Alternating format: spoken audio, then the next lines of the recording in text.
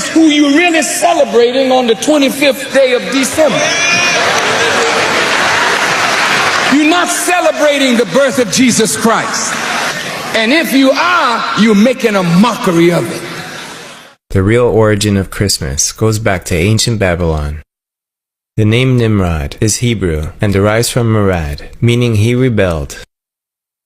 December 25th was the birthday of Nimrod.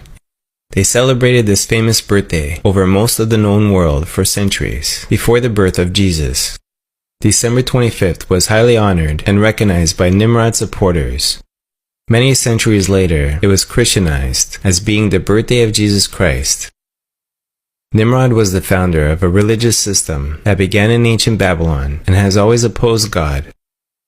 The Bible states that Nimrod was a mighty hunter before the Lord and began to be mighty in the earth.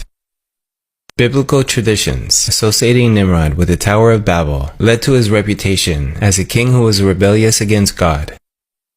This heaven-defying group of people wanted one government to rule the world and one religion to sway the hearts of mankind. This was their attempt to defy God and his authority, and the ringleader of this scheme was Nimrod. Nimrod had a plan to weld together and strengthen this evil religious system, and so he married his own mother, who was Semiramis. She was the first deified queen of Babylon, and Nimrod was the first deified king. Semiramis was known to be as wicked as her son, Nimrod. Incest was used here as a basis to unite this newly false religious system. This false system had a sacrificial plan just as God had a plan of sacrifice. But pagan worship required the offering of human beings, which was often the sons and daughters of the worshippers. A counterfeit holy day was instituted in honor of the sun god, Sunday. After Nimrod's death, his so-called mother-wife, Semiramis, propagated the doctrine of the survival of Nimrod as a spirit being. She claimed the full-grown evergreen tree sprang overnight from a dead tree stump, which symbolized the springing forth unto new life of the dead Nimrod.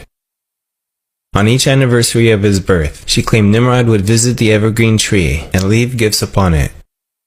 Did you know that Christmas traditions actually started with a wild Roman party? On December 17th, the ancient Romans began the festival of Saturnalia. It was the most popular holiday of the year. For 1 week, society was turned upside down. Masses served their slaves dinner. Gambling was legal. Schools and courts were closed. It was a time of feasting, drinking, and gift-giving. They even decorated their homes with greenery and lit candles to fight the winter darkness. When Rome became Christian, many of these fun traditions were absorbed into the new celebration of Christmas. So, when you exchange gifts this year, are you actually keeping an ancient Roman tradition alive?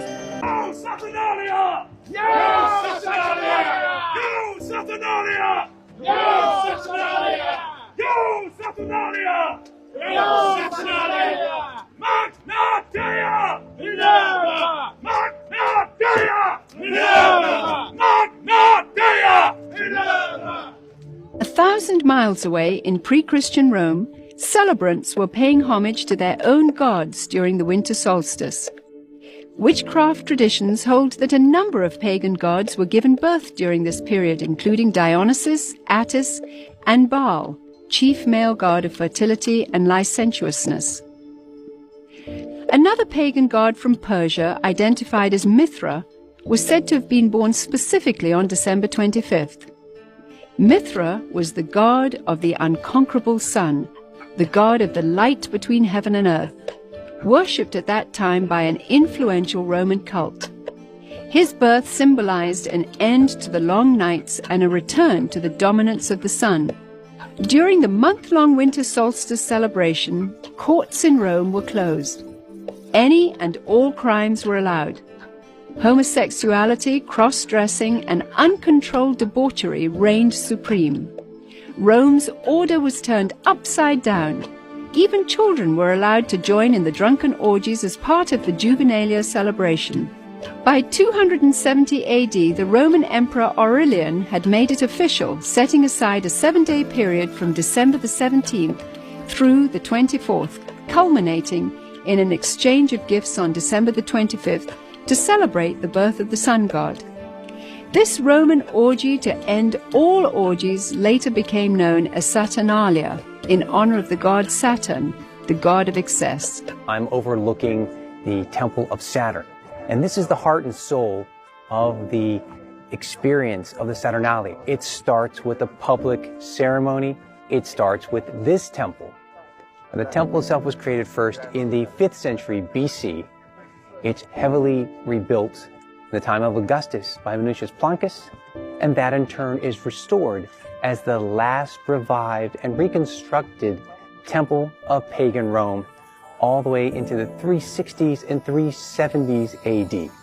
It's a cult, it's a temple, it's a celebration that doesn't give way easily to Christianity. And in fact, there are a lot of aspects of the Saturnalia that are related to the celebrations of Christmas. What's pagan about Christmas in Rome? We looked at the end of the calendar year and the solstice and the tie to the sun god and Mithras. But really, it's the end of the year celebrations of the Saturnalia that have persisted in many forms in Christian traditions and celebrations of Christians in Europe. Of course, we've lost the gladiatorial games and the pileus hat wearing to signal freedom, but certainly in the medieval period, it was still very much a time of revelry. Heavy drinking, gambling, and overeating, still presided over by a king of misrule. What we do see in Christmas celebrations today, though very toned down, are a similar formulation of gift exchange, merrymaking, shared meals, and still probably too much drinking. Merry Christmas, Io Saturnalia.